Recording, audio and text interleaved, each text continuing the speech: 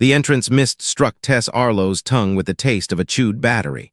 Before she could reach the red emergency paddle beside the arch, a plated forearm dropped across her path. Kars Pellin leaned against the breathcourt controls as though the academy had built them for him. Tall even for a Doran, he wore the dark sash of a senior intake prefect over one shoulder. The morning light caught the layered armor along his arms and turned each plate into a thin bronze blade. "Humans wait until the system clears them," he said. "It already cleared me." Tess kept her hands visible. "The mist is wrong." Behind her, the entrance queue slowed. New cadets from a dozen worlds watched from beneath travel hoods and breathing collars. Some looked worried. Others looked relieved that the attention had fallen on someone else. Kars glanced at the scanner. Its ring glowed green. "The court says the air is safe." "My mouth says otherwise." A few cadets laughed. Kars smiled without looking at them. "Then perhaps Earth sent us a cadet too delicate for clean air." The bitterness thickened across Tess's tongue. She pressed it behind her teeth, an old habit from the greenhouse habitats where she had grown up. Bad nutrient vapor had tasted metallic. Failing scrubbers had tasted flat. This was sharper, almost electric, and the mist settling on her gray sleeve was drying into pale branching marks. She pointed to the emergency paddle. "Let me shut the arch down." Kars moved his arm lower. "Touch Academy controls before registration, and your provisional place disappears." The easiest answer would have been to shove him aside. He expected it. His stance invited it, one foot braced, shoulder angled, chin lifted for the crowd. Tess did not give him the story he wanted. She stepped back instead and raised her voice. "Instructor, the sterilant mix is reacting with the mineral dust." A smaller cadet near the front of the line coughed. His face membranes tightened against his cheeks. Kars did not move. Instructor Sela Amrin crossed the court at a fast walk, her pale Neme robes snapping around her narrow legs. She carried a slate in one hand and irritation in the set of her jaw. "What is delaying intake?" "Human anxiety," Kars said. "I have it contained." Tess held out her sleeve. "This residue should not branch, and Cadet Cora is reacting." Sela looked first at the green scanner, then at the coughing cadet, then at Tess's sleeve. For a heartbeat, Tess saw the instructor choose the machine. Then Sela dragged a testing strip through the wet air. Its surface flashed black. She struck the emergency paddle herself. The arch shutters slammed down. Fans roared beneath the stone grating, pulling the mist away from the waiting line. Silence spread across the breath court. Sela turned to Tess. Her expression had changed from annoyance to something harder. "I dismissed your warning before I checked it," she said clearly. "I was wrong. I am sorry, Cadet Arlo." Kars's arm slowly fell away from the controls. The apology landed more heavily than a shout. Tess had expected a correction, perhaps an order to proceed through another entrance. She had not expected an instructor to admit fault while every watching cadet could hear. Sela faced Kars next. "Seal the court. Nobody leaves until medical clears them and the control logs are copied." Kars's mouth tightened. The concentration was within resilience allowance. The concentration burned a test strip. It was meant to discourage applicants who would fail under field stress. Tess stared at him. "You changed it on purpose." Kars met her eyes without embarrassment. "I adjusted it within the range the Academy permits." Sela looked toward the shuttered arch, where the pale branches on Tess's sleeve continued spreading even as the fabric dried. "Then we are not investigating a faulty machine," she said. "We are investigating what this Academy has decided to call safe." The intake gallery overlooked the breath court through a wall of treated glass. By midday, the queue had been moved to another entrance. Cadet Nim Cora had been taken to the infirmary, and Tess's provisional admission had been placed on hold. She sat alone at the end of a long stone bench while officials moved behind the glass, photographing residue and pulling sealed records from the court's control spine. Her tongue still carried a faint metallic edge. Someone had given her water. It made no difference. Sela entered with Kars and closed the gallery door. Without the crowd, Kars seemed less theatrical. He still wore the prefect sash, but one fastening hung loose where Sela had ordered him to remove his control key. Sela placed 3 items on the table: Tess's stained sleeve cover, the blackened test strip, and a slate displaying a clean green line. "The residue says the mist exceeded safe reaction levels," she said. "The official log says the mixture remained normal." Cars folded his hands behind his back. "Because it did." Tess looked from the slate to the salt bloom. "Both cannot be true." "They can if the system records the average after the cycle," Sella said. "A brief spike disappears once the fans dilute it." Cars's jaw flexed. He did not deny it. Sella turned the slate toward him. "Did you order the spike?" "I selected the upper field profile. For an entrance line. For future officers." The words came without heat. That disturbed Tess more than the insults at the gate. Cars was not pretending he had lost control. He believed control was exactly what he had exercised. He looked at Tess. "You noticed it. You remained standing. The court learned something useful." Nim Cora could not breathe. "Then the court learned something useful about him, too." Sella's fingers flattened against the table. "Cadet Pellin, you will speak about another applicant as a person, not a failed component." Cars's gaze shifted to the window. Far below, maintenance workers sprayed the stones while the runoff dried into branching white veins. "You have never carried someone out of a field exercise because the academy was too polite to reject them," he said. "I have." The room went still. Cars did not offer the memory like an excuse. He offered it like evidence. "A recruit collapsed during a canyon drill," he continued. "My clutch brother stayed behind to move him. A dust wall reached them before the rescue crawler did. The recruit lived. My brother did not." Tess felt the easy shape of her anger shift. Not disappear, shift. Cars faced Sella again. "You teach that every weakness becomes someone else's weight in the field. I decided we should find the weakness before the field did." "And who authorized you to decide which bodies count as weakness?" Sella asked. "The same academy that rewards us for producing classes that do not break." Sella's expression tightened, but she had no immediate reply. A soft chime sounded at the gallery door. Nim Cora stood outside with a medic beside him. His breathing collar had been replaced by a clear membrane patch across his throat. Sella let him in. Nim avoided Cars's eyes and sat beside Tess. Up close, his skin had the translucent blue-gray quality of wet stone. He looked younger than he had in the entrance line. "You should be in the infirmary," Tess said. "They told me to rest," Nim replied. "I have been resting for most of my life. It has not improved anything." The dry answer surprised a laugh out of her. It was brief, but it loosened something in the room. Sella asked Nim whether the mist had affected him before the coughing began. He nodded. "My throat membrane started closing as soon as the arch activated. I thought it was supposed to hurt." "Why?" "Because the prefect told us, the court revealed whether we belonged here." Sella looked at Cars. He did not look away. Nim touched the edge of his patch. There were others at the transit lodge, applicants from soft atmosphere colonies. One lost her sight for part of the morning. Another vomited until a transport took him away. They withdrew before registration. "How many?" Sella asked. Nim hesitated. "I do not know. Enough that the lodge manager keeps recovery salts behind the desk during intake season." The metallic taste in Tess's mouth sharpened again, though the gallery air was clean. Sella reached for the slate and opened the academy's intake records. She searched by withdrawal date, then by medical transfer, then by pre-registration incident. Nothing appeared. Not 0 cases, no category. The system had no place to count a person who left before becoming a cadet. Sella sat down slowly. "I approved the retention measure," she said. Cars's brow shifted. Sella kept reading. "The Academy evaluates intake staff by the survival and completion rates of enrolled cadets. Withdrawals before registration are treated as travel losses. They never enter the safety data." Tess looked through the glass at the white veins drying across the breath court. "So the Academy can make people sick at the entrance," she said, "and then call itself successful because they never got inside." Sella closed the file. "Yes."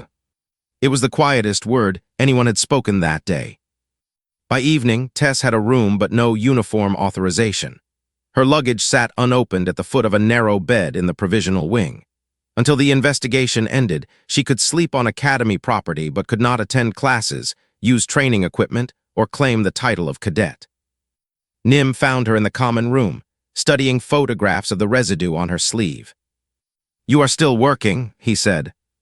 "I am still not admitted." "You could withdraw." "So could you." "I nearly did." Nim lowered himself onto the bench opposite her.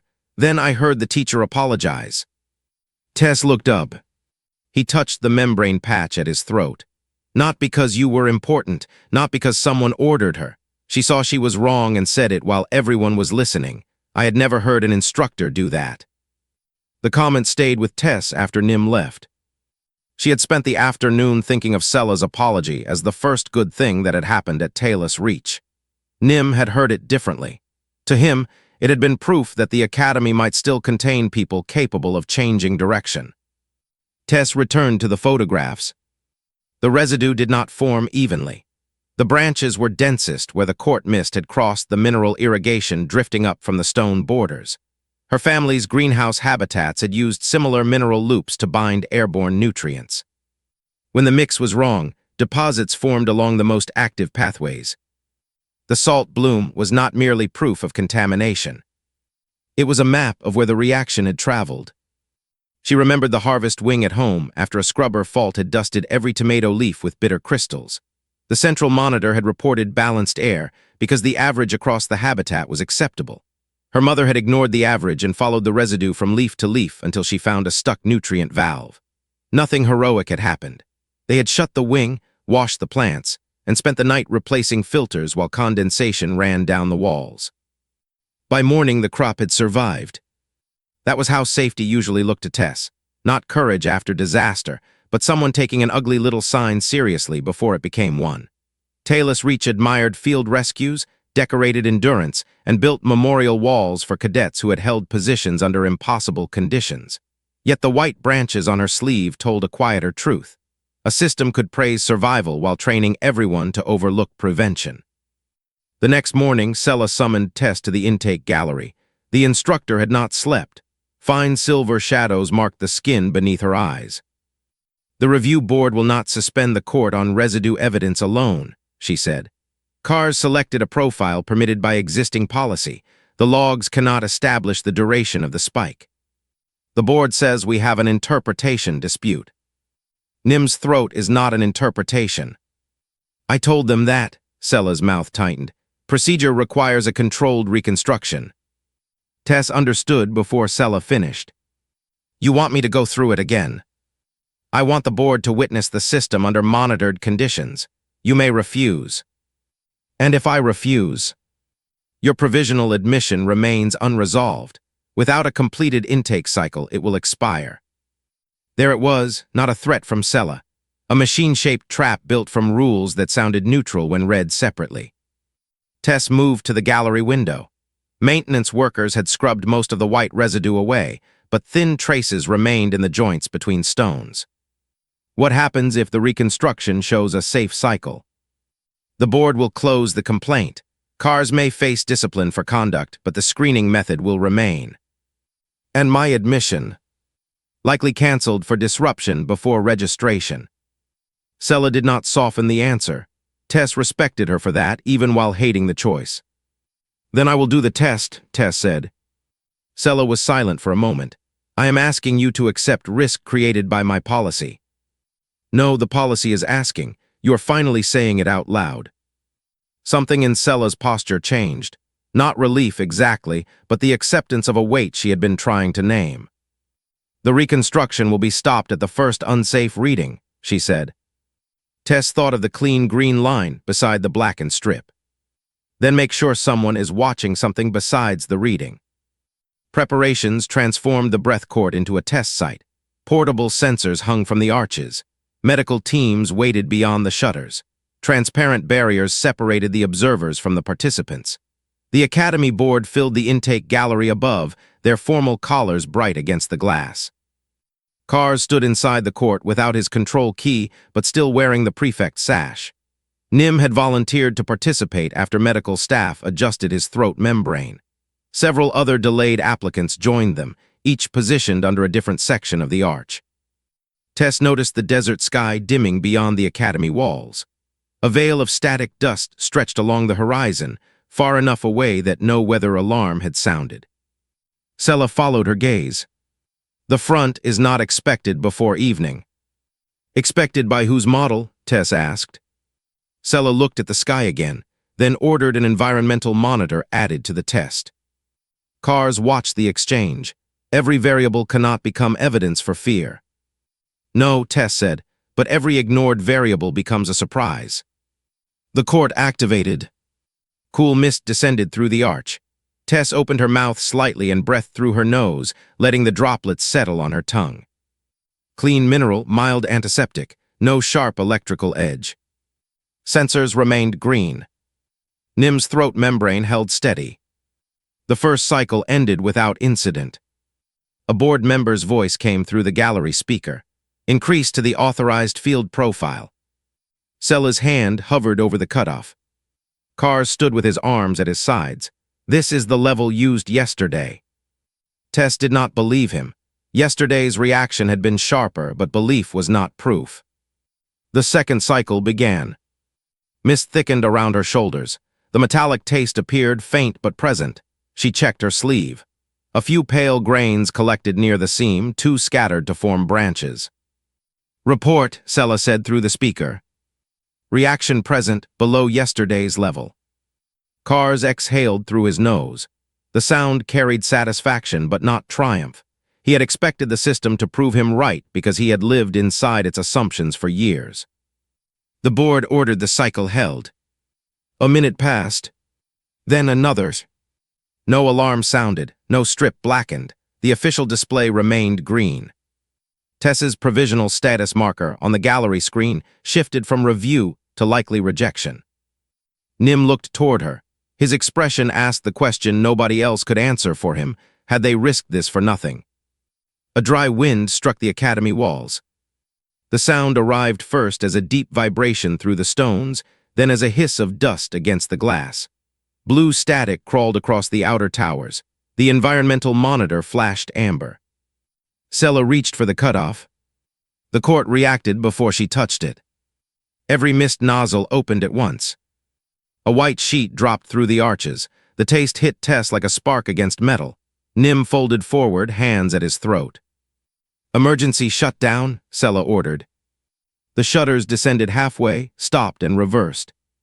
Instead of opening the court, the system sealed the entrance and raised internal barriers between the arches.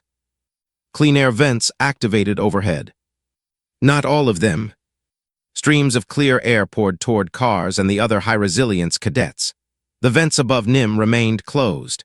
Tess's opened briefly, then redirected toward a larger Doran nearby. The system was not failing randomly. It was choosing. Sela struck the override in the gallery. Nothing changed.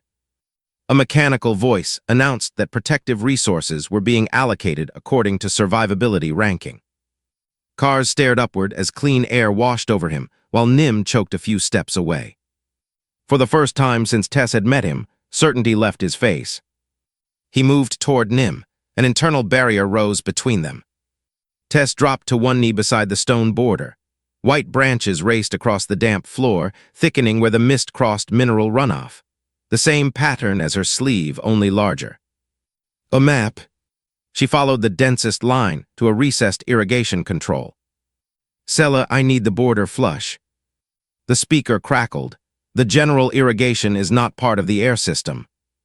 It is feeding the reaction. I can use it to force the catalyst down. Sela authorized the control. Tess pulled the flush lever. Mineral water burst from the stone borders. For half a breath, the mist thinned. Then the entire court flashed white. Crystals erupted across the grating. Nim cried out as the vapor turned caustic against his throat patch. Tess's exposed hand burned where droplets struck it. She slammed the lever closed. Her first attempt had made it worse. Above the court, board members shouted conflicting orders. Sela's voice cut through them. No more commands unless they move a body or open a system. Tess forced herself to look at the branches instead of the coughing cadets. The general flush had spread minerals through every line, and only some branches had thickened. Those were the vents still carrying the active compound. The residue had redrawn the system for her. "Selective valves," she said. "The irrigation has sectional controls." "Protected beneath the central housing," Sella answered. "The housing cannot be opened during an active cycle." "Then break it." A pause. The gallery glass shuddered as the static front struck again. Sella lifted a metal chair and drove it into the protected control cover. The first blow cracked the casing, the second tore it free. Sparks scattered across the gallery floor. A panel opened beside Tess, exposing a row of manual lines. The court's central louver groaned above Nim. If opened, it would vent the trapped mist into the high extraction shaft. Its counterforce was designed for automated control, but the motor had locked. Cars reached it first. He wedged both plated arms beneath the manual bar and pushed. The louver moved a handspan. The mechanism drove back against him. Armor plates along his forearms scraped with a sound like stones grinding together. "Tess," he shouted. Not human, not fragile, her name. She knelt at the exposed lines. The branches on the floor converged toward several vents. She opened the first matching irrigation valve. Water hammered through one section. The local mist collapsed into heavy droplets and vanished through the grating. She opened the next. A pressure line snapped. Sterilant sprayed across her face. The world became white pain. Tess turned away, but the chemical coated her lips and tongue. The metallic taste flared so intensely it seemed to burn through every other sensation. She could no longer tell clean mineral from active compound.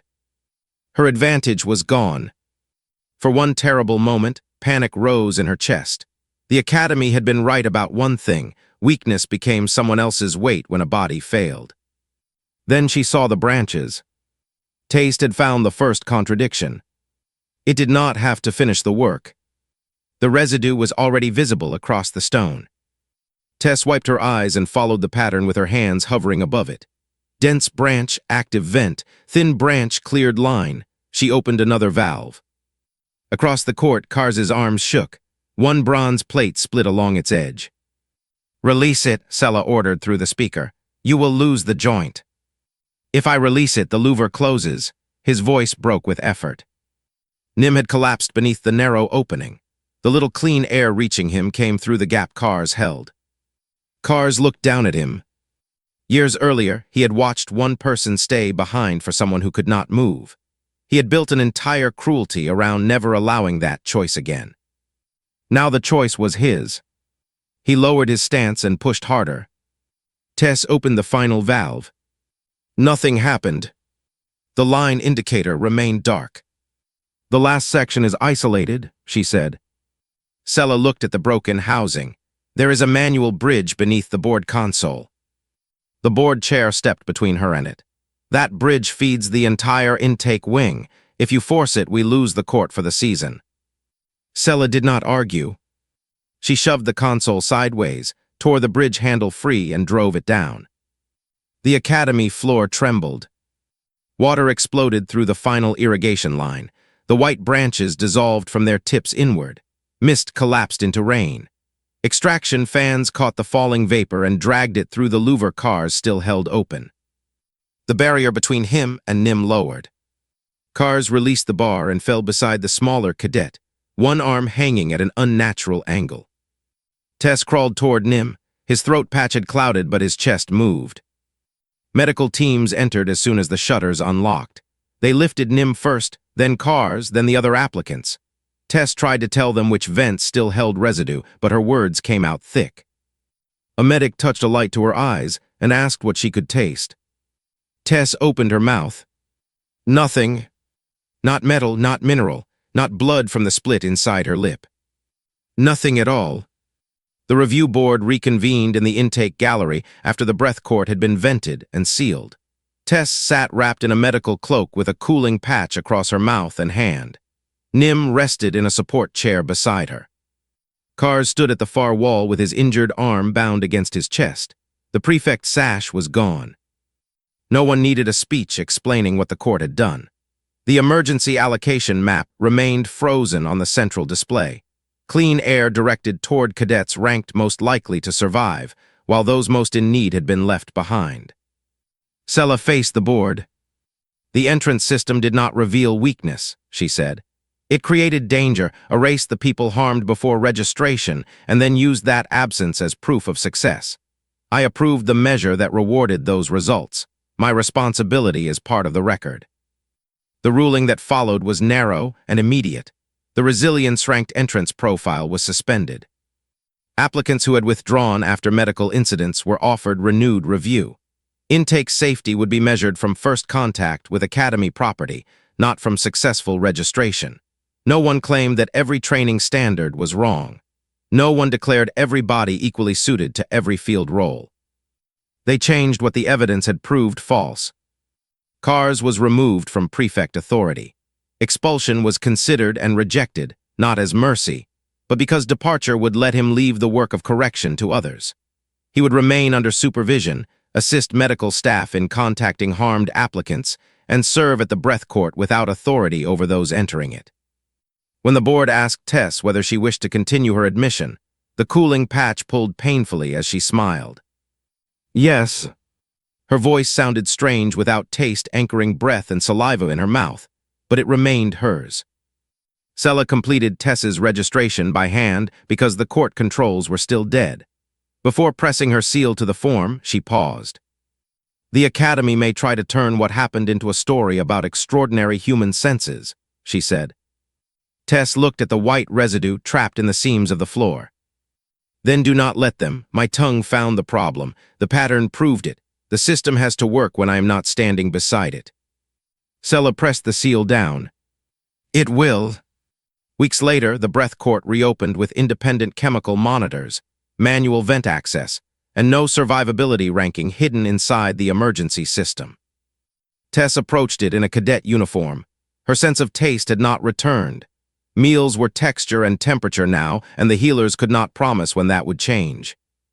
A small transfer cadet waited ahead of her, staring at the mist arch with rigid shoulders. Kars stood beside the control post in a plain work vest. His injured arm remained braced. No sash crossed his chest. The transfer cadet looked up at him, expecting an order. Kars reached for the barrier strap. He lowered it into the sand and stepped completely out of the path. The cadet walked through. Tess followed. Clean mist cooled her face and settled across her sleeve.